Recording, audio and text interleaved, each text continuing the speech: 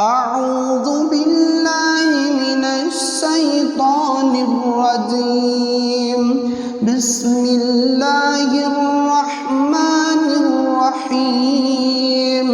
القارعة ما القارعة وما أدراك ما القارعة يوم يكون الناس كالفراش المبثوث